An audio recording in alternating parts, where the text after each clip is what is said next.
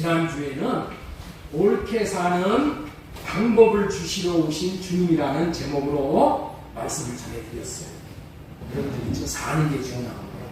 아무리 지식이 많아도 지식 갖고는 나를 부용하게 못해. 내가 살 때에 하나님이 일하신다. 내가 순종할 때 하나님이 성령을 작동시키셔서 내 인생이 모두가 다 열매가 되게 하신다는 거예요. 그렇기 때문에 옳게 사는 것이 너무나도 중요해요. 그런데 우리는 옳게 살지 못하기 때문에 주님이 옳게 사는 방법을 주시기 위해서 오셨다는 거예요. 옳게 사는 것은 어떻게 사는 것이 옳은 것이냐? 첫째 것으로 살지 않고 둘째 것으로 사는 거예요. 첫째 것으로 사는 인생 다 할례받고 둘째 것으로 사는 거란 말이에요. 첫째 것이 뭐예요? 자기 육신의 생각에서 나오는 것들을 통해서 자기로 사는 거야. 자기로 사는 거. 이것이 뭐라고요? 불법이야. 예? 자기로 사는 게 불법이야. 그래서 그거 뭐예요? 패해버리셔야 됩니까? 패했는데도 또 그렇게 살아. 왜? 마귀가 그렇게 살려고 충질해서 그래. 그래서 우리는 첫째 것으로 살고자 하는 육신의 생각 다 할례받고 주님이 주시는 마음으로 사는 둘째 것으로 사는 내 마음 안에서 주시는 주님의 음성을 듣고 주님의 마음을 받아서 그 마음을 나타내면서 사는 거야. 이게 둘째 거야. 이것만이 옳은 거야. 이것만이 진리의 법으로 사는 거야. 이렇게 살지 않는 것은 다 불법이야. 불법. 둘째 것은 마음 안에 주님의 마음을 받아서 주님의 마음을 나타내고 사는 거야. 이 주님을 나타내고 사는 것이 우리를 창조하신 하나님의 창조의 목적이라니까. 나를 나타내고 사는 것은 여러분들 있죠? 가만히 들어온 자가 하는 거예요. 가만히 들어온 자가 누구야? 귀신이야. 마귀야. 마귀가 가만히 들어와서 야, 왜 네 마음대로 살아야지? 네 인생은 네 하고 싶은 대로 살아야지. 왜 꾸질꾸질하게 하나님의 마음을 받아서 하나님의 말씀을 받고 하나님을 나타내고 사느냐? 너 나타내고 살아. 이게 가만히 들어온 자가 하는 속삭임입니다. 이 속삭임을 아멘으로 또 받아. 아멘으로 받아. 할렐루야로 받아. 왜? 듣기가 아주 꿀맛 같거든. 예? 너 나타내고 너로 살아라. 꿀맛 같은데 그것은 뭐예요? 사탄이 나를 잡아먹기 위한 간교한 괴계가 그 뒤에 숨어 있다. 그렇기 때문에 옳게 살려면은 여러분들 있죠? 우리는 성령을 따라서 살아야 돼요. 성령을 따라서 사는 거예요. 성령을 호흡하고 성령으로 육신의 생각을 갖고 성령을 구해서 주님이 주시는 마음으로 살아야 돼요. 우리는 옳게 살려면 성령에 민감해야 되는 거예요. 이 성령을 호흡하고 마음에서 주시는 주님의 마음을 받기 위하여 지난주에 나눠드린 유인물 있잖아요. 유인물 따라서 들이쉬는 호흡을 들이쉬면서 성령으로 호흡할 수 있게 해주세요.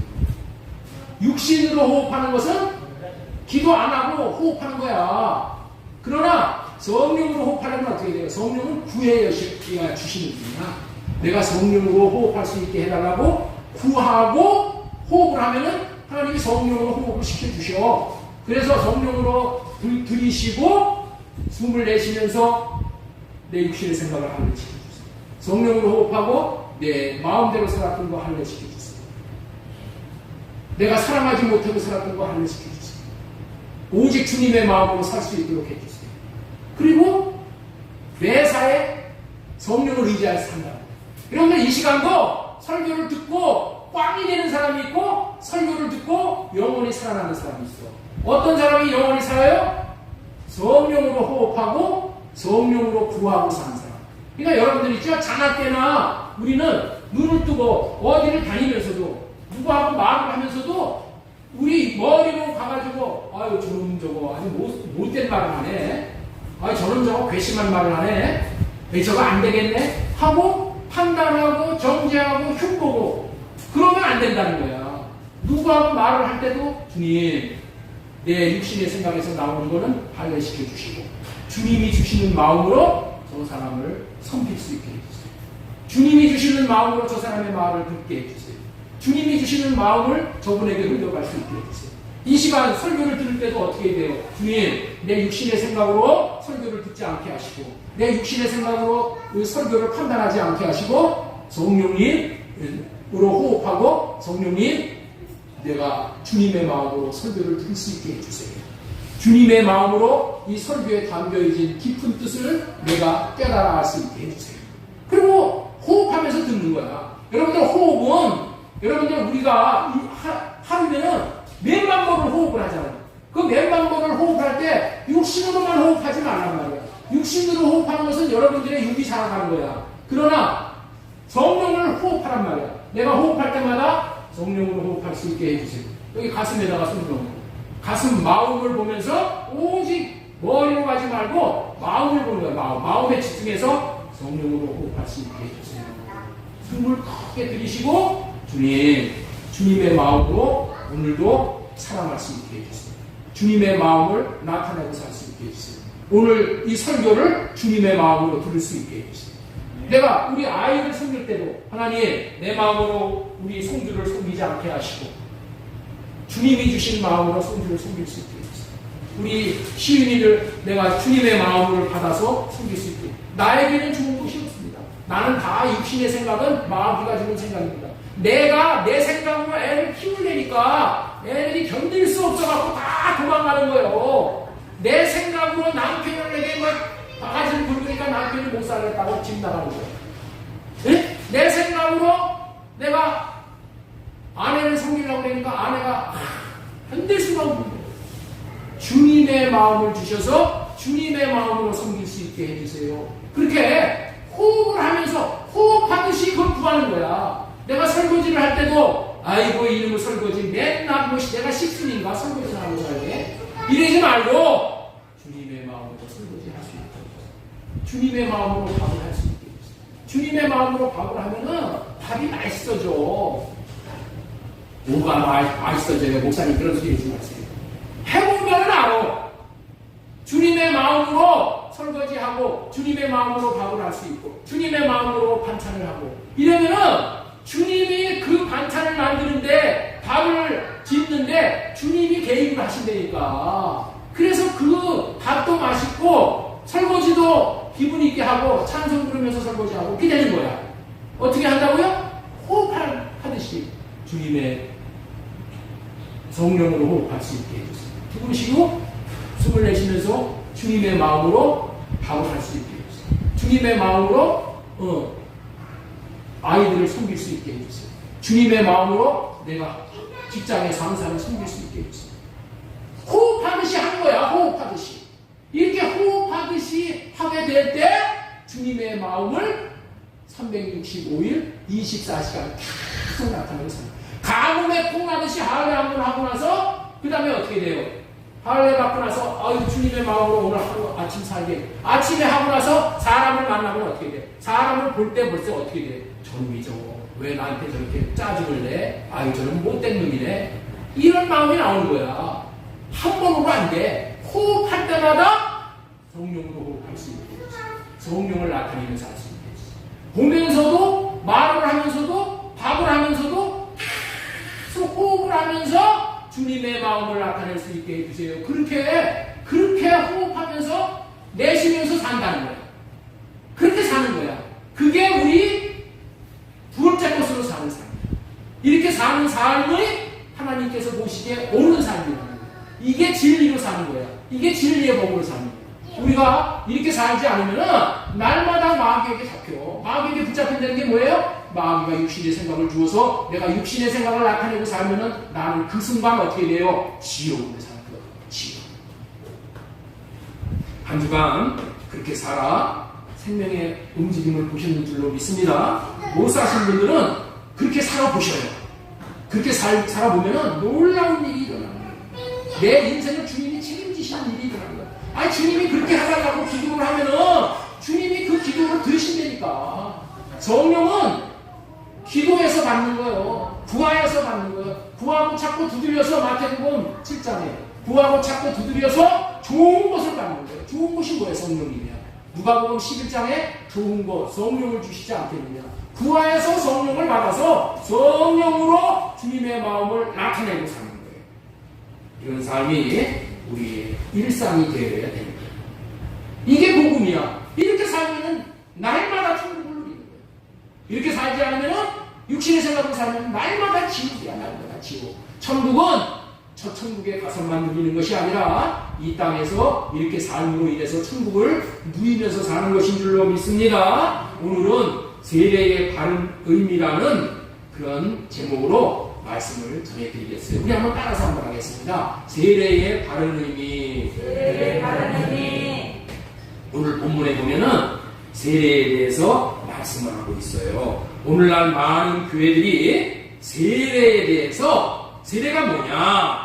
죄를 씻는 것이라고 여기고 있어요. 구원을 받는 것이라고 여기고 있다는 거예요. 이렇게 중요한 것이라고 생각을 하기 때문에 이 중요한 것이 세례라고 구원 얻는 것이고 내가 죄 사함 받는 것이라고 생각을 하기 때문에 이 세례에 대해서 많은 말이 있는 거예요. 세례에 대해서 너무나도 많은 말이 있어요. 왜 그렇다고요? 세례가 이렇게 중요한 것이라고 생각하기 때문에 세례에 대해서 말이 많다는 거야. 세례를 받는 방식에 대해서도 말이 많아요. 세례는 물로 뿌리는 것이 맞다. 물로 이렇게 적셔 있잖아요. 이게 맞잖아요. 우리 장로교는 그렇게 하잖아요. 그런데 아니다. 세례는 침례가 맞는 것이다. 세례는 물에 잠겨서 침례를 받아야 하는 것이다. 그래서 개혁교, 장로교를 벗어나서 여러분들 있죠? 침례교 같은 경우에는 이거 절대로 양보할 수 없다고 해서 이름까지 침례교라고 짓는 거야.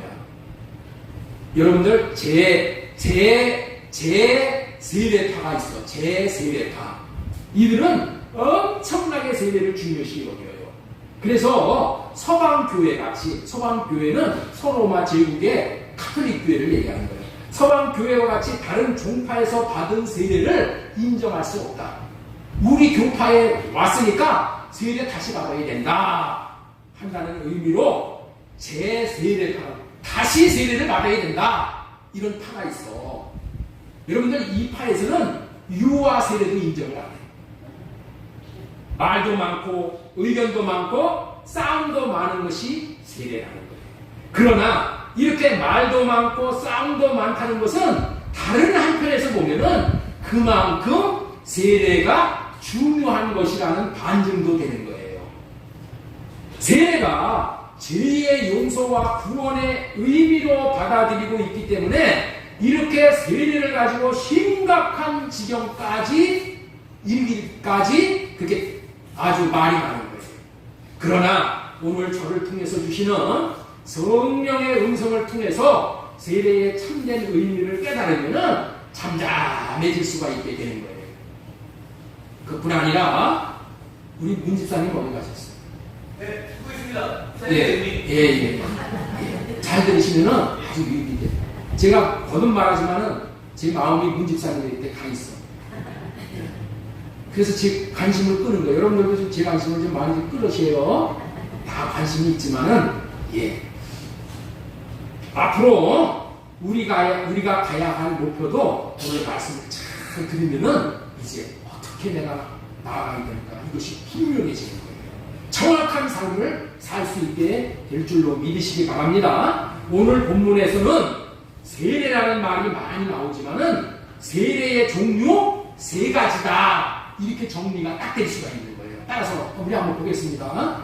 세례의 종류 3가지. 세례의 종류 3가지. 자, 무슨 종류가 있느냐? 예수님이 받으신 세례가 있어. 제자들이 주는 세례가 있고 예수님이 주시는 성령 세례가 있어. 이걸 가지고 우리가 세례를 다 한 손에 잡을 수가 있는 거예요. 우리의 3가지는 누구를 통해 세례를 받느냐에 따라서 세례를 구별을 한 거야. 물세례는 사람에게 받는 세례야. 그러나 물세례를 받았다고 구원받는 것은 아닙니다. 이거 잘 알아야 돼. 물세례는 법적으로 제사함을 받았다는 증거로 주는 거야. 이미 법적으로 죄에서 구원을 받았다라는 증거로 세례를 주는 거야. 이미 구원받은 사람에게 세례를 준다 이런 얘기야. 세례받았기 때문에 구원받은 것이 아니고 구원받았기 때문에 죄에서 구원받았기 때문에 세례를 주는 거야. 이 물세례는 또 어떤 의미가 있냐면 교회 공동체의 일원이 되었다는 증거야. 그래서 여러분들 있죠? 이 큰 교회에서 이 공동의회를 해. 공동의회를 할 때는 아무나 여기 참여를 시키지 않고 세례 교인 이상만 참여를 시키는 거예요. 그래서 이 세례가 어떤 의미라고요? 교회 공동체의 일원이 되었다. 그러니까 세례 받기 전에는 사실은 그 교인이 아니야. 어? 자, 그리고 앞으로 자신의 생각을 줄이고 주님의 생각과 마음을 따라 살겠다는 헌신의 고백이 이게 물세례야, 물세례. 아시겠죠? 이거를 정확하게 알아야 되는 거예요. 목사가 왜 그런가 하면은 여러분들 한번 보세요. 목사가 세례를 줄 때에 아무에게나 세례를 안 줘. 지나가는 사람 다 붙잡아가지고 세례 주지 않는 거란 말이야. 이미 자기 죄를 고백하고 죄에서 건져내실 분은 오직 주 예수님 한 분뿐이라고 고백하여 죄사함을 받은 자에게 주는 것이 이게 물세례야, 물세례. 그렇게 우리 교회도 그렇게 했어요. 예수님 아니면 내 문제 해결할 수 있는 사람이 없습니다. 이 고백하는 사람에게 물세례를 주는 거야. 더 정확하게 말하면은 이런 사람에게 주는 거예요. 이런 사람, 어떤 사람이냐? 예수님은 하나님께서 아브라함과 이삭과 야곱에게 하신 할례 언약, 새 언약을 이루어 주시기 위해서 하나님의 아들로 오신 그리스도라고 믿는 자에게 이 사람이 죄사함을 받은 거야. 그래서 그 사람에게 세례를 주는 거야. 다시 한번 보겠습니다. 이게 수도 없이 얘기한 거야. 예수님은 하나님께서 아브라함과 이삭과 야곱에게 하신 할례 언약을 이루어 주시기 위해서, 새 언약을 이루어 주시기 위해서 하나님의 아들이 직접 구세주로 그리스도로 오셨다는 것을 믿으면은 죄사함 받는 거예요. 죄사함을 이렇게 쉽게 받는 거예요. 그러니 세례를 받음으로 죄사함을 받는 것이 아니라 죄사함을 받은 사람에게 죄사함을 받았다는 증거로 세례를 준다고 알면은 정확한 거예요. 죄로부터의 구원을 받았다는 증거로 세례를 주어 세례 교인을 삼는 거예요. 그리고 물세례를 받고 성령 안에서 오신 예수님으로부터 성령 세례를 받아야 영혼의 구원을 받고 천국이 마음속에 이루어집니다. 그러니까 세례는 뭘 얘기하냐? 성령 세례를 받아야 세례를 받았다 이렇게 얘기할 수 있는 거예요. 그런데 성령 세례를 받았는지 안 받았는지를 구별할 줄을 알아야 되는 거예요. 내가 성령 세례를 과연 받았나 안 받았나 이거를 혼동하는 사람이 목사들 세계에도 많아. 그 정도로 어렵다는 거예요. 오늘 정확하게 여러분들이 깨달아야 됩니다. 물세례를 받았다는 것이 뭐냐? 내가 꺾였다는 거예요. 원래 물세례는 내 자신이 꺾여버린 거예요. 꺾여서 죽은 거야. 물세례가 그런 거야. 물속에 침례를 받았다는 것은 뭐야? 내가 죽었다는 거야. 내 자신이 꺾여버렸어. 내 자신의 육신의 생각이 꺾여버렸어. 내 고집이 꺾여버렸어. 내 의견이 꺾여버렸어. 다시 말해서 야곱으로 말하면 환도뼈가 부러져 버린 거예요. 이게 물세례의 의미라는 거예요. 이게 세례야, 이게 세례. 자신의 생각을 죽이고 주를 따라 살게 하기 위해서 물세례를 주는 거야. 예? 죄에서 사함 받았다는 것이 뭐예요? 내가 내 것이 아니라 주님의 것이 되었습니다. 라는 고백이거든. 그런데 여러분들 그렇게 됩니까? 여러분들 물세례를 받았다고 그렇게 돼요? 자신이 꺾였어요? 네? 내가 꺾였는지 여러분들 알잖아요. 부모 앞에서 내 자신이 꺾였어요? 남편 앞에서 내 자신이 꺾였어요? 아내 앞에서 내 자신이 꺾였냐고요? 하나님 앞에서 내 자신을 꺾고 사냐는 말이에요. 예? 꺾고 산다는 얘기가 뭐야? 내 생각을 꺾는다. 그리고 하나님의 생각을 받아. 이렇게 사냐는 거예요. 이렇게. 여러분들이 목사 앞에서 여러분들의 생각을 꺾습니까? 꺾인다면은 그 사람은 물세를 받는 거예요. 원래는. 이게 제3의 구원. 영원한 구원이라는 거예요. 꺾이지 않으면은 이거는 마귀자식. 그러나 성령 세례를 받으면 자신을 꺾을 수가 있다. 자신을 꺾을 수 있는 유일한 방법은 성령으로 세례를 받는다. 성령에 붙들리지 않으면은 절대로 자기의 육을 꺾을 수 있는 인생이 없어. 왜 그래? 성령에 붙들린다는 것은 하나님이 나를 붙잡는다. 그러니까 내 마음대로 못 살아. 이게 성령 세례다. 이게 구원받은 거예요. 그래서 성령 세례를 받아야 구원을 받았다고 하는 거예요. 성령으로 말미암지 않고는 자기 자신을 꺾을 수 있는 인생이 없어요. 하나님이 나를 붙들어서 꺾지 않으면 꺾을 수 있는 인생이 없어. 마태복음 3장 11절 나는 너희로 회개하기 위하여 물로 세례를 베풀거니와. 이게 물세례야, 물세례. 그런데 그는 성령과 불로 너희에게 세례를 베푸실 것이다. 사람이 못하는 것 예수님, 성령 안에서 오신 예수님이 하신다. 이렇게 됐을 때에 알곡이라는 거예요. 손에 키를 들고 자기의 타작마당을 정하게 하사 알곡은 모아 곡간에 들이고 쭉정이는 꺼지지 않는 불에 태우십니다. 성령 세례를 받아서 내가 꺾인 인생,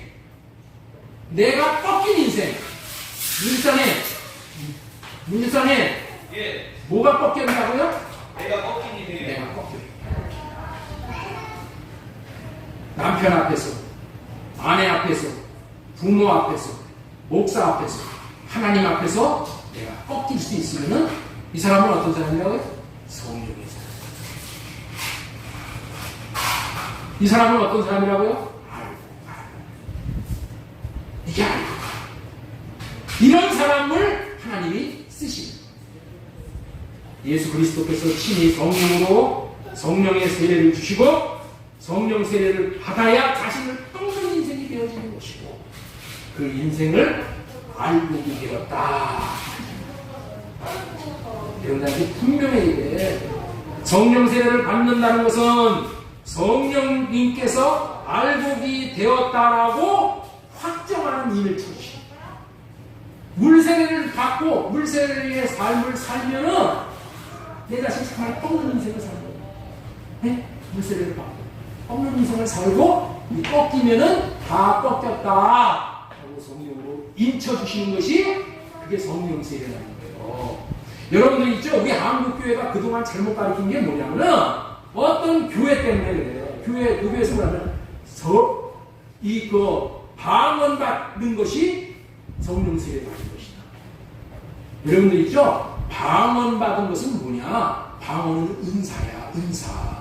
은사의 한 종류에 불과한 거야. 왜? 방언 못 받은 사람도 구원받아. 예? 방언 못 받은 사람도 구원받았는데 방언 못 받으면 성령 세례 못 받았다고 부르면 어떻게 돼? 성령 세례를 받아야지 구원받는 거야. 예? 근데 방언 못 받았으면 성령 세례 못 받았다 이렇게 얘기하면 어떻게 돼요? 방언 못 받은 사람은 구원 못 받은 사람이 되는 거예요. 그거 그런 거 아닙니다. 여러분들 있죠? 방언 못 받은 사람들 구원 다 받고 천국 가. 어떤 사람이 천국 가는 거라고요? 성령 세례. 성령 세례가 뭐라고요? 자신이 꺾인 사람. 이거를 알아야 돼요. 방언은 받았다고 뭐 따따거리고 난리 나는데 붕붕 나게 되면 난리 나는데 인격은 뭐예요? 인격은 하나님의 인격이 아니야. 아무 소용이 없는 거예요. 그 썩는 거예요. 방언을 여러분들 있죠? 받아가지고 인격이 변하는 것이 아니라 성령 세례를 받으면은 성령의 열매 9가지가 내 몸에서 나타나. 이게 알곡이야. 착각을 하는 거야. 여러분 방언 기도를 무시하는 게 아니고 하지 말라는 게 아니야. 방언은 뭐 하기 위해서 하는 거예요? 나를 꺾기 위해서 하는 거야. 내 생각을 꺾는 거야. 이처럼 성령 세례를 통해서 구원을 받는 것이니 성령 세례에 담겨 있는 의미가 얼마나 중요하다는 거예요. 이제까지 드린 말씀을 종합해 보면은 세례를 받는다는 것은 성령을 받는 것이라고 말해야 되는 것이기 때문에 세례 요한이 내 뒤에 오시는 이는 성령으로 세례를 주는 분이라고 한 거예요. 성령의 세례를 통해서 성령이 안에 거주하시는, 내주하시는 사람이 되는 거예요. 성령을 따라 사는 성령의 사람이 되어지고 성령을 통해서 마음 안에서 말씀하시는 주님의 음성을 듣고 성령의 음성을 듣고 삶으로 말미암아 자신의 뜻을 세우려는 것이 아니라 자신을 나타내려는 것이 아니라 그렇게 살라고 하는 자신의 생각과 마음을 꺾고 주님의 뜻을 이루어드릴 수 있고 또 우리는 예수님의 마음 안에서 사시는 것을 알게 되어서 예수님이 내 마음에 살게 되는 걸 알게 됩니다. 성령 세례를 받아서 알게 돼요. 구원받는 자임을 스스로 알게 돼요. 스스로 구원받았는지 알게 됩니다. 자, 고린도후서 13장 5절 말씀 보겠습니다. 자, 우리 읽어보겠습니다. 시작. 너희는 너희 자신을 시험하고 너희 자신을 확정하라. 예수를 주께서 너희 안에 계신 줄을 너희가 스스로 알지 못하느냐. 예수 그리스도께서 너희 안에 계신 줄을 너희가 스스로 알지 못했느냐. 물세례 받고 성령 세례까지 받아 주님이 마음 안에 계실 때에 주님이 계시는 줄을 스스로 알게 된다라는 말씀이에요. 그러나 성령 세례를 받지 못함으로 자신이 꺾이지가 않아 주님의 음성을 못 들어. 자신이 꺾이지 않고 주님의 음성을 못 듣는 거예요.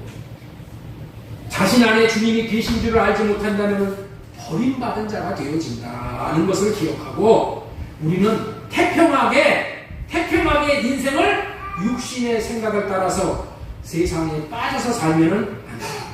세상에다 한 발, 교회 앞에 한 발, 세상에 한 발, 주님 안에 한 발 이렇게 살면은 성령의 역사를 경험하죠.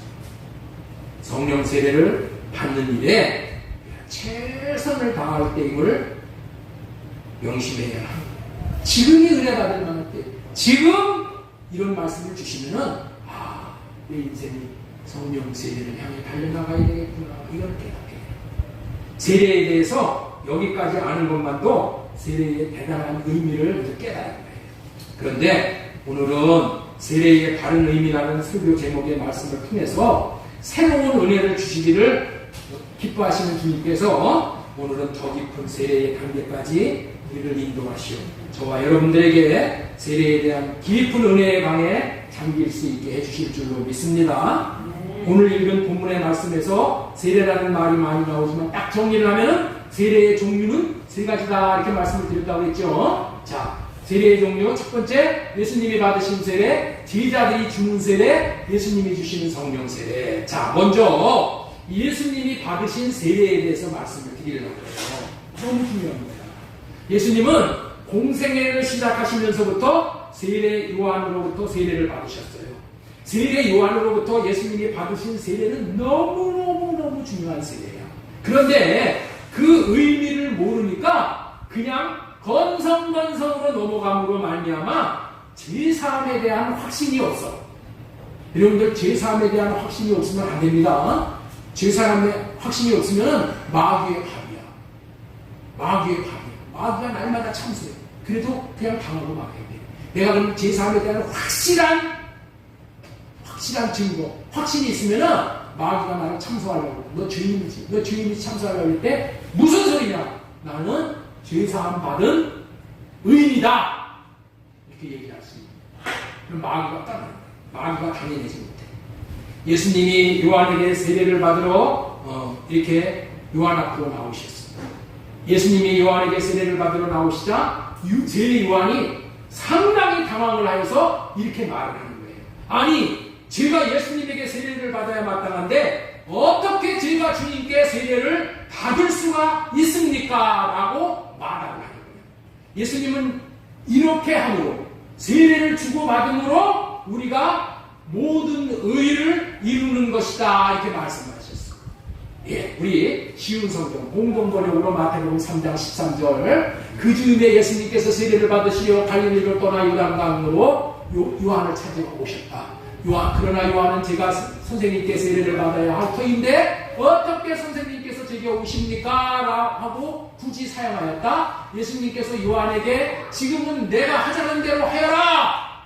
우리가 이렇게 해야 하나님께서 원하시는 모든 일이 이루어진다라고 대답하였다. 그제야 요한은 예수님께서 하자는 대로 하였다. 이렇게 맞습니다. 예수님은 세례 요한에게 세례를 받음으로 모든 의, 하나님께서 원하시는 모든 일을 이루어 드릴 수 있게 하셨어요. 하나님께서 원하시는 모든 일이 뭐예요? 우리를 죄의 권세에서 해방되게 하는 거예요. 우리를 죄로 말미암아 자유함을 누리게 하는 거예요. 그래서 모든 의를 이룬다는 거예요. 우리를 의로 만들어 주시는 거예요. 어떻게 함으로 인해서? 예수님이 세례 요한에게 세례를 받음으로 말미암아. 통상 여러분들 있죠? 세례를 받을 때는 머리에 안수를 하고 세례를 주는 거예요. 이 안수에 깊은 의미가 있다는 거예요. 예수님이 세례 요한에게 받은 안수에는 놀라운 의미가 담겨져 있어요. 민집사님. 네. 민집사님. 예. 오늘 잘 들으셔요. 어저께 또 안경 잃어버렸다고 해서 찾아오셨네. 예. 보는 것만 잘 보는 게 아니라 듣는 거를 잘 하셔야 돼요. 듣는 거. 예. 자, 세례 요한에게 예수님이 안수를 받으면서 세례 받으셨단 말이야. 그런데 이 안수가 놀라운 의미가 있다는 거예요. 예수님은 세상 죄를 지고 가는 하나님의 어린 양으로 이 세상에 오셨어요. 세상 죄를 대신 짊어지고 죽는 어린 양이야. 이런 의미의 양을 속죄 양이다, 이렇게 표현을 하는 것이죠. 구약시대에 하나님께서 죄 지은 자를 속량하시는 법이 약속이 되어 있어요. 그것은 재물에게 죄를 넘어가게 하는 거예요. 재물에게 내 죄를 넘어가게 한다. 이 말이 뭐냐? 전가하는 거예요. 내 죄를 재물에게 넘기게 한 다음에 재물을 죽여버려. 그러면 어떻게 돼요? 내 죄가 없어지는 방법이 죄를 해결하는 원리야. 이 방법에 따라서 죄 문제를 해결하는 원리가 레위기 4장에 기록되어 있어요.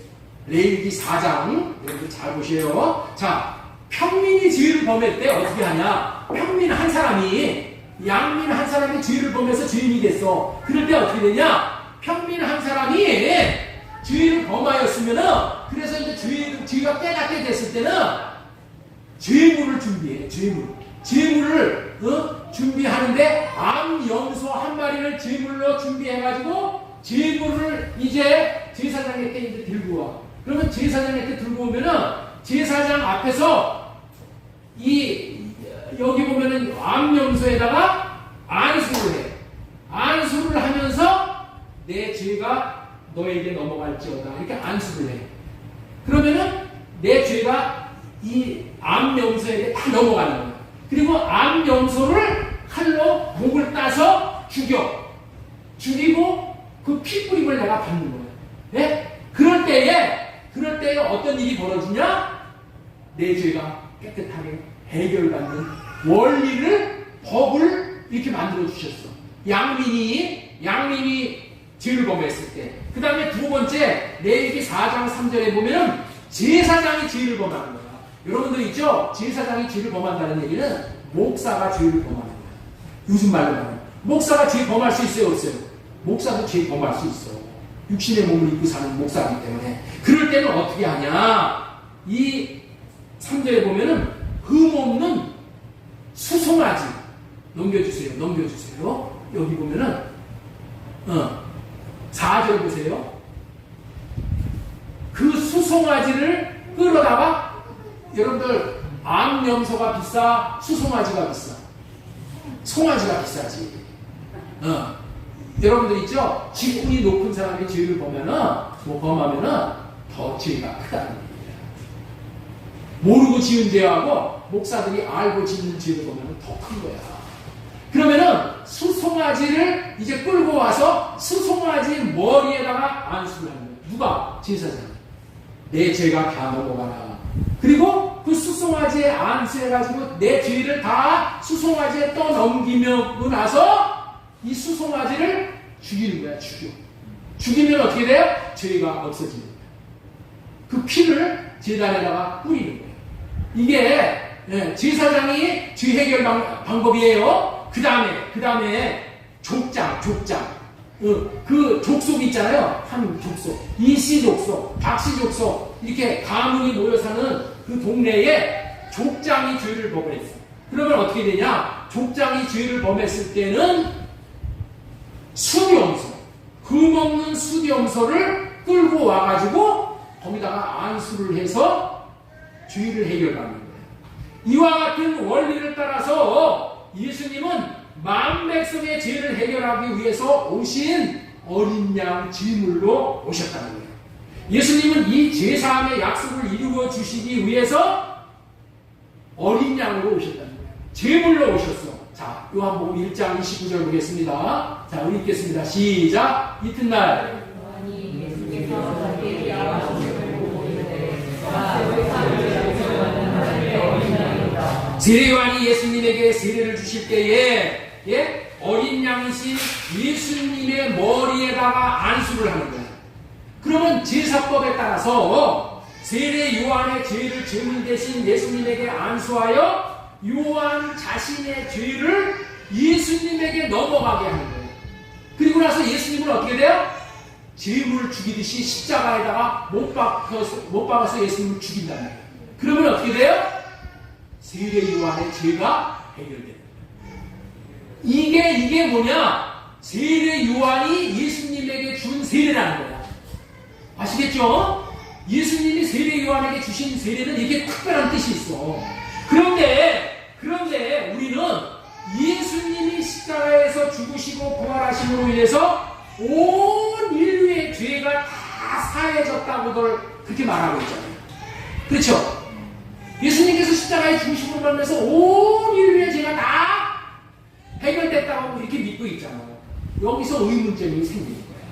세례 요한이 안수함으로 자기의 죄를 예수님에게 넘겼다는 것은 여러분들 이해가 돼. 응? 이 율법에 따라서.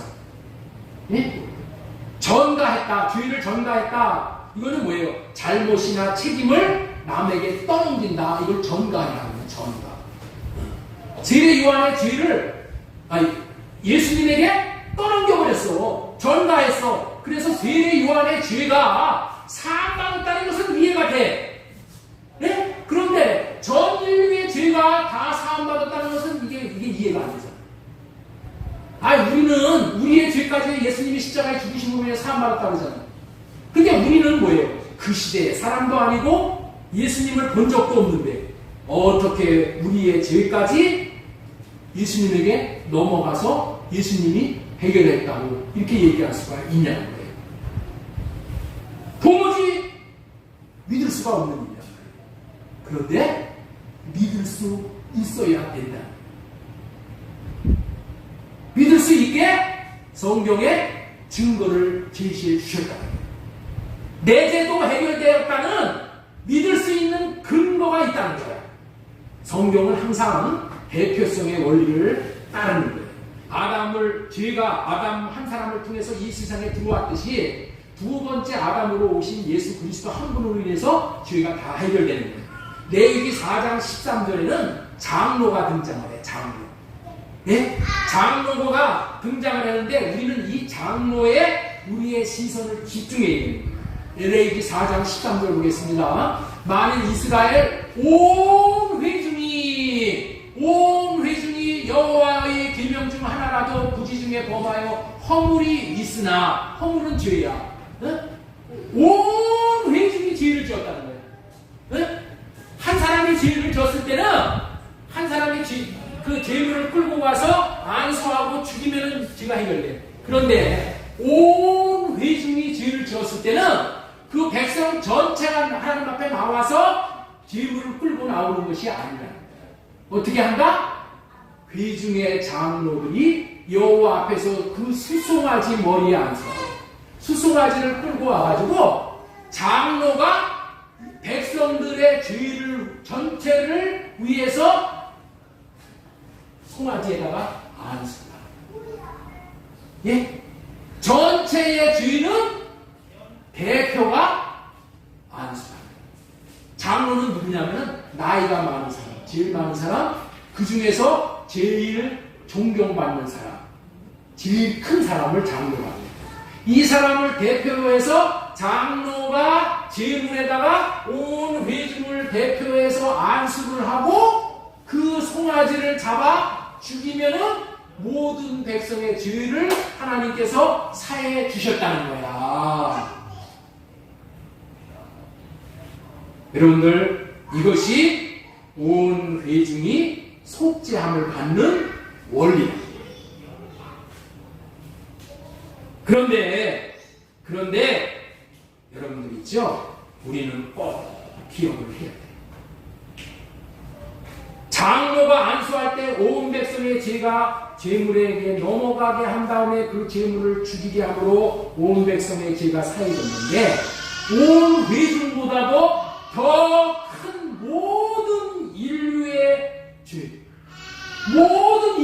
죄를 범한 그 죄가 뭐예요? 선악과 따먹는 죄지. 선악과 따먹는 모든 인류가 다 함께 죄를 지었죠. 그렇죠? 그리고 뭐야? 내 육신의 생각으로 살아가지고 자범죄. 이 죄는 뭐야? 모든 사람이 다 죄를 짓고 있는 거야. 이 죄를 어떻게 해결해야 되는가? 내가 각자가 재물을 들고 와서 재물에다 안수하고 해결하는 것이 아니야. 이때는 어떻게 하냐? 로마서 3장 23절. 모든 사람이 죄를 범하였음에 하나님의 영광이 이르지 못했다. 모든 사람이 죄를 지은 이 죄는, 모든 인류가 범한 죄는 인류의 대표자가 재물에다가 안수해서 죄를 죽게 함으로 인해서 해결합니다. 모든 인류의 대표자가 누굴까요?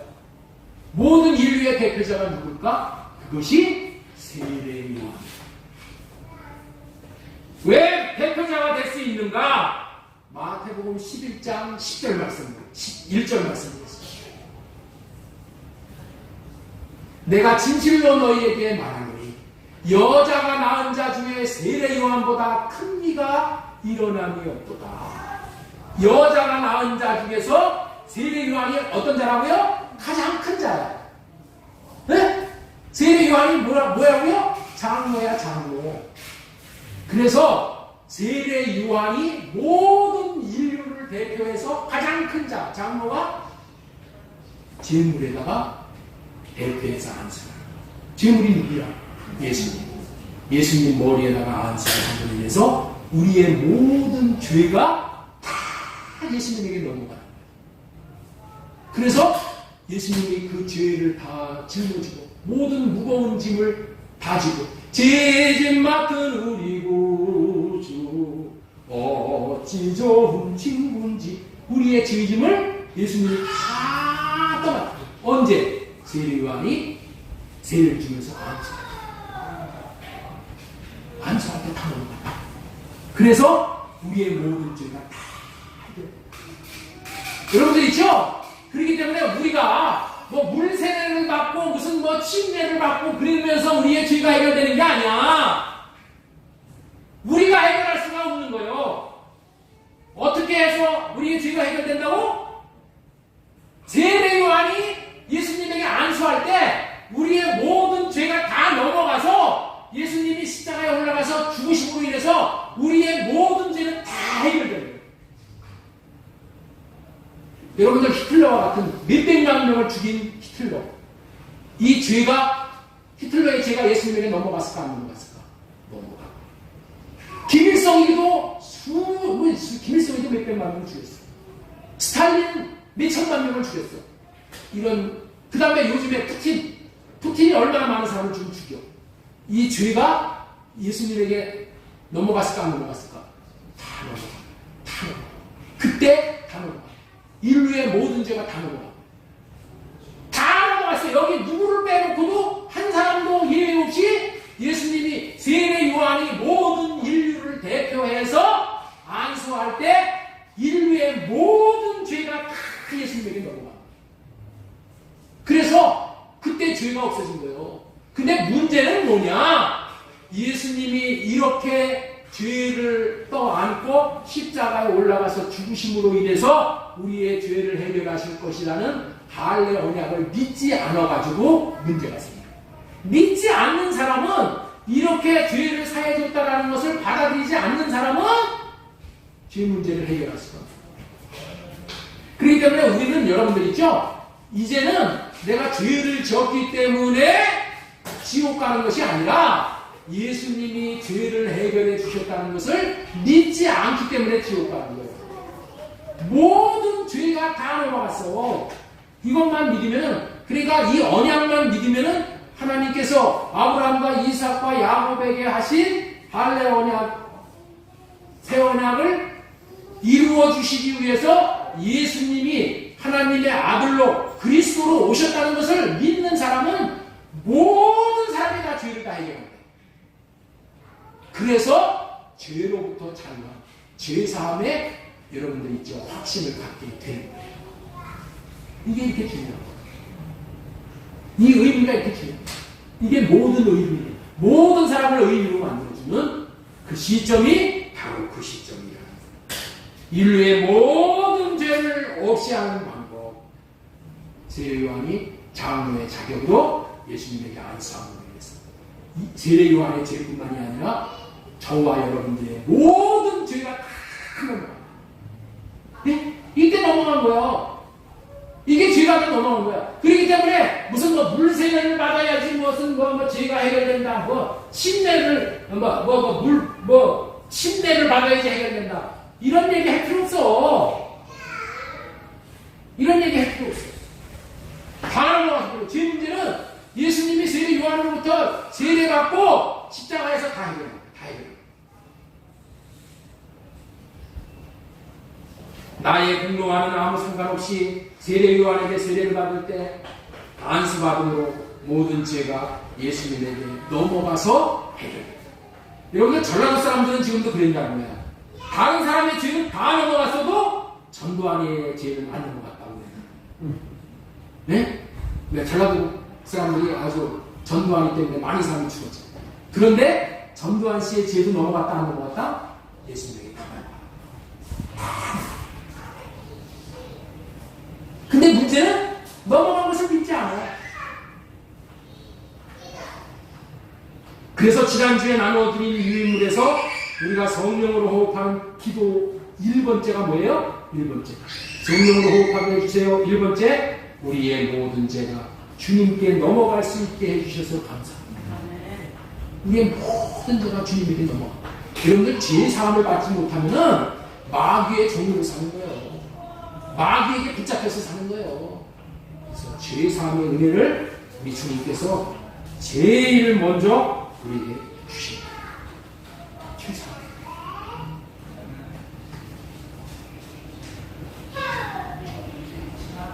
죄가 예수님에게 넘어가지 않는다면 우리 중에 어떤 자도 죄를 없이 할 수가 없습니다.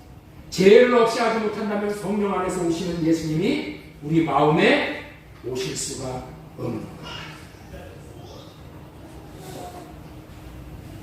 죄를 없이 하지 못한다면 성령 안에서 오시는 예수님이 우리 마음 안에 못 와. 왜? 마귀가 있기 때문에. 귀신이 있기 때문에. 귀신은 우리 마음을 더럽히는 귀신, 더러운 귀신이란 말이야. 그래서 어떻게 돼요? 예수님이 피를 뿌려서 우리 마음을 그리고 내 안에 오시기 위해서 예수님은 먼저 내 집을 청소하고 입주 청소하고 오시는 거예요. 입주 청소도 안 하고 이러면 새 집에 들어가는 사람들 없죠? 예수님이 받으신 세례는 죄를 정각하는 세례, 죄를 넘겨가는 세례. 우리는 하나님께 지은 죄를 해결할 수 있는 방법이 어떠한 위임도 없어. 그 대신 대가를 죽음으로 치러야 하는 존재. 그것은 마귀에게 내주어 일평생 종으로 타다가 마귀와 함께 영원한 불못에 던져지는 운명이 됩니다. 이토록 불쌍한 인생인 우리를 위하여 예수님께서 할례 언약의 추종자로 새 언약의 중보자로 오셔서 하나님께서 언약하신 대로 죄를 해결하시고 마귀의 사슬에서 벗어나도록 죄를 담당하시고 돌아가신 갚을 수 없는 은혜를 받았다는 것을 기억하고 무한 감사하는 삶을 살아야 할 줄로 믿습니다. 지금까지 예수님께서 세례요한에게 받은 세례는 죄를 전가받는, 넘겨받는 세례라는 것을 말씀드렸습니다. 두 번째 세례는 제자들이 주는 세례야. 제자들이 주는 물세례. 이 제자들이 주는 물세례, 이것은 예수님이 주신 세례가 아니라 예수님의 제자들이 세례를 주셨다는 거예요. 자, 요한복음 4장 2절 말씀 보겠습니다. 요한복음 4장 2절. 예수님께서 친히 세례를 베푸신 것이 아니요 제자들이 베푼 것이다, 이렇게 말씀을 하셔요. 예수님은 친히 세례를 베푸신 일이 없어요. 왜 베푸신 있어? 아니, 예수님이 친히 세례를 받으셔가지고 죄를 다 해결했다니까. 그러니까 세례 베푸실 이유가 없어. 예수님은 물세례를 주시지 않고, 물세례는 제자들이 주는 세례야. 제자들, 예수님의 제자들. 왜냐하면 모든 사람의 죄가 예수님이 세례를 받으실 때 이미 예수님에게 넘어갔어요. 다시 세례를 받을 필요가 없어요. 그러면 제자들이 물세례를 왜 주었을까? 이 제자들이, 예수님의 제자들이 백성들에게 왜 물세례를 주었을까? 그렇게 한 이유가 있다. 물세례는 왜 물세례를 주느냐? 물세례가 뭐냐면은 제자를 삼는 세례가 물세례예요. 아시겠죠? 제자를 삼는 세례가 물세례예요. 예수님의 제자들이 물세례를 준 것은 세례받는 사람들을 제자로 삼는 거야. 제자. 물세례는 무슨 세례라고요? 제자 삼는 세례야. 여러분들이 저한테 와서 물세례를 받는다는 것은 여러분들이 나는 이제 목사님의 제자로 살겠습니다, 그런 마음으로 세례를 받는 거예요. 아시겠죠? 제가 여러분들에게 세례를 주는 것은 이제부터는 내가 여러분들을 제자로 알고 제자 훈련을 잘 시켜서 여러분들을 성령 세례 받는 사람으로 만들겠습니다 라는 뜻으로 제자를 삼는 거예요. 그렇다면은 제자가 되어서 사는 삶의 구체적인 내용을 알아봐야 해요. 제자가 되었다면은 여러분들 있죠? 모세가 이스라엘 백성들을 데리고 홍해 바다에서 세례를 받았어요. 그렇죠? 홍해 바다를 걷는 것이 세례를 받았다고 성경에 표현을 하고 있어, 이스라엘 백성들이. 그러면 그 세례는 무슨 세례냐? 홍해 바다를 건너면서 모세의 제자가 되는 세례야, 그게. 그래서 모세가 이제 그 백성들을 데리고 40년 동안 제자 훈련을 하는 거야. 그래서 제자 훈련을 해가지고 어떻게 돼요? 제자 훈련을 하면서 뭐야? 사람들의 육신의 생각을 펴는 거야. 그리고 하나님의 생각을 집어넣는 거야. 그래서 하나님의 말씀대로 살게 하는 거예요. 그래서 하나님의 말씀으로 자기의 육신의 생각이 다 꺾이고 나면은 어떻게 돼요? 모압에서 할례를 받는 거예요. 거기서 정말 이제 예수님의 이름을 받는 거예요. 거기서 법궤를 받는 거예요. 그래서 법궤를 메고 요단강을 건너가게 하는 거예요. 이해가 되시죠? 그러니까 물세례를 받는 것은 제자 되는 세례다, 이렇게 알면 됩니다. 물세례의 의미는 그런 거예요. 물세례는 뭐라고요? 목사님의 말씀에 순종하면서 하나님의 말씀으로 훈련받는 거예요. 이게 뭐냐? 물세례는 나 자신을 꺾는 훈련을 하는 거야. 나 자신을 죽는 훈련을 하는 거예요. 그래서 침례의 의미가 있는 거예요. 물세례를 받으면 목사님한테 날마다 목사님이 이루어줘, 제 성경 공부합시다. 그러면 예 알겠습니다. 하겠습니다. 꺾이고 성경 공부를 받아야 돼. 네? 물세례 받은 사람은 이런 삶을 훈련을 하는 거예요. 네? 그게 뭐예요? 할례의 삶을 훈련을 하는 거예요. 육신의 생각을 꺾고 성령으로 말미암아 육신의 생각을 꺾고 할례 받고 성경 공부하고 예배드리고 기도하고 하나님 대로 하는 거예요. 그래서 제자 훈련을 잘 받으면 이게 자신의 생각이 꺾였기 때문에 어떻게 돼요? 집에 가서 부모님의 말에도 꺾이고 또 집에 가서 남편의 말에도 아내가 꺾이고 또 아내도 아내의 말도 남편이 뭐야? 꺾이고 자기를 꺾고 제자 훈련을 받으면 어떻게 된다? 뼈가 없는 인생이 된다. 낙지같이 다 꺾어 부들부들 이게 자기 말이 나오죠? 자기 혈기가 나오죠? 이거 뭐라고요? 제자 훈련을 잘못 받은 거야. 꺾이는 훈련을 못 받은 거야. 그게 뭐냐? 그래서 첫 번째 뭐냐? 할례 언약을 따라서 할례의 삶을 따라서 살도록 하기 위해서 제자로 사는 거야. 여러분들 할례는 세례와도 아주 인맥다고 통합니다.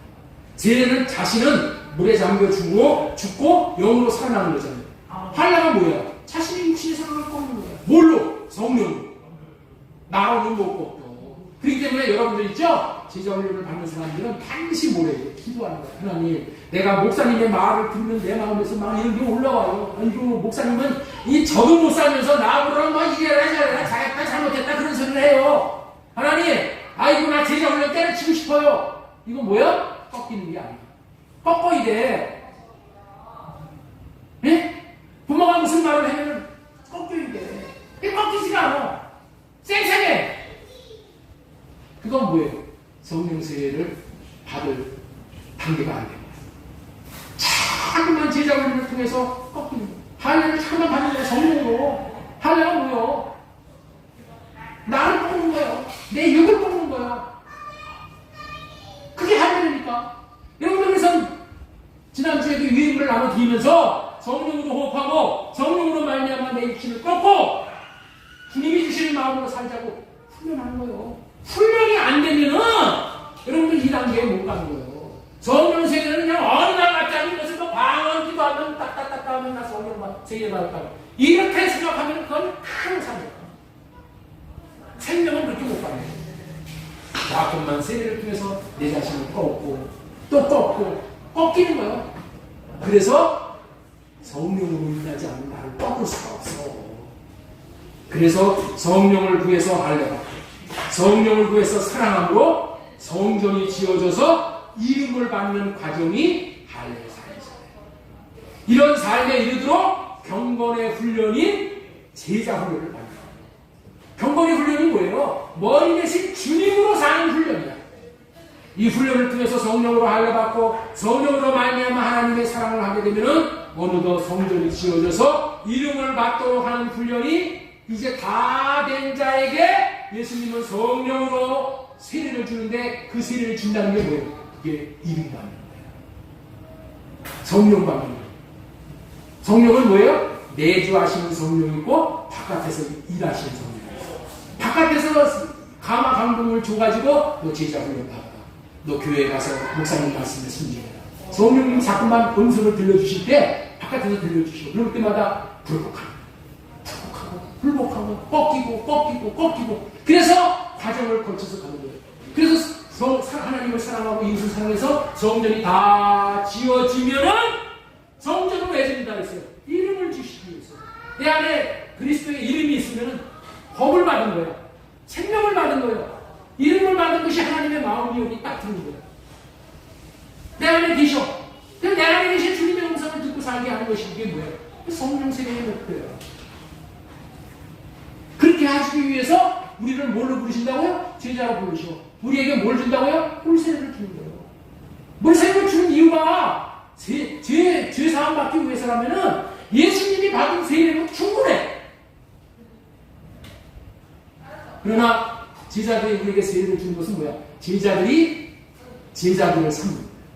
목사가 제자를 삼는 거예요. 뭐하라고? 꺾는 훈련을 하나님을 경외하는 훈련을 받는 거예요.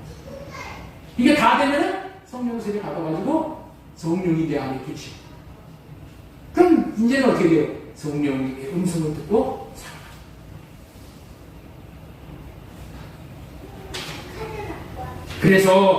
그래서 마태복음 3장 11절 말씀 다시 한번 보겠습니다. 이게 기가 막힌 말씀이에요. 자, 왜 물로 세례를 베푸냐? 왜 물로 세례를 베푸냐? 나는 너희로 회개하기 위하여 물로 세례를 베풀 겁니다. 물 세례는 뭐 하는 세례라고요? 회개케 하는 세례, 할례받게 하는 세례. 이게 목적이에요.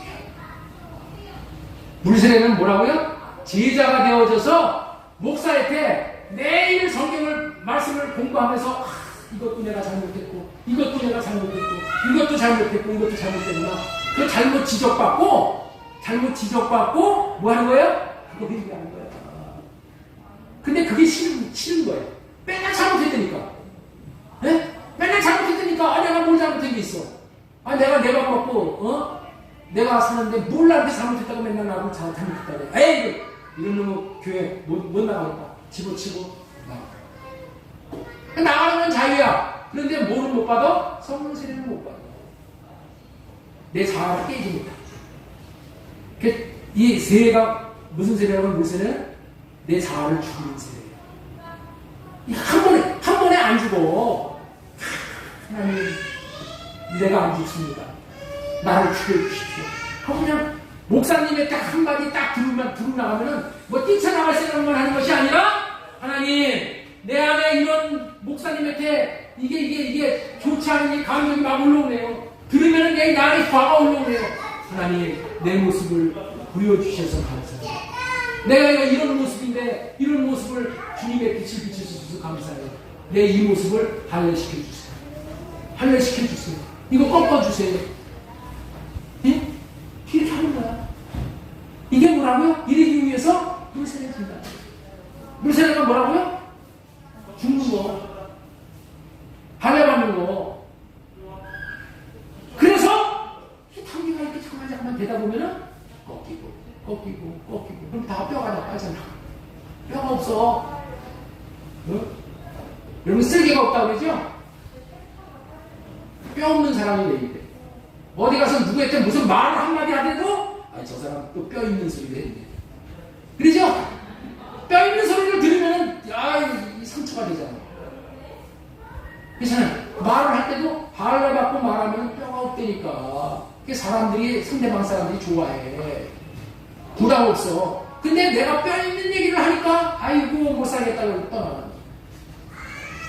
저도 뼈 있는 얘기만 하고 살았어. 예? 저 얘기를 하는 거예요 지금. 제 얘기를. 할례라는 것을 몰랐을 때, 세례의 의미를 잘 몰랐을 때, 나는 물세례 받으면 다 된 걸로 알았어. 나 제사 안 받았으니까 이제 끝났지. 이러고 알았다니까. 그리고 인생을 한평생을 다 살아왔어. 그런데 하나님께서 은혜를 베풀어 주셨어. 할례의 복음을 알게. 내가 꺾였습니다. 나가 죽고 나로 사는 것이 아니라 성령으로 살 수 있는 이게 복음이잖아. 나로 살 수 있는 거지. 이게 세례의 의미예요. 우리에게 성령 세례를 주십니다. 성령 세례는 우리가 구원을 받는 하나님이 나를 쓰실 수가 있어요. 가고 오라면 오고 이르으라면 이르으 앉으라면 앉고 죽으라면 죽고 이게 성령 세례가 아닙니다. 이 사람만 하나님께서 천국을 알고 오시는 것입니다.